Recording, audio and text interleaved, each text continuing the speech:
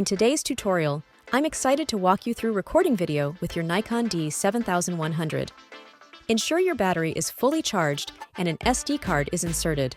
Locate the Live View lever on the back of your camera near the mode dial. Move it to open the monitor and enter Live View mode. While in Live View, press the LV button to switch between still photography and video mode. Confirm that the camera icon on the screen changes to a video camera icon. Half-press the shutter button to focus on your subject. You can also switch to manual focus using the switch on your lens if preferred. Press the red record button located next to the shutter button to start recording your video. The red dot on the screen indicates that recording is underway.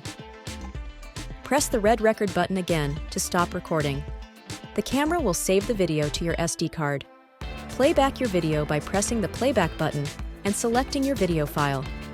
Check for focus, exposure, and overall performance. That's all there is to it. You're now ready to record video with your Nikon D7100.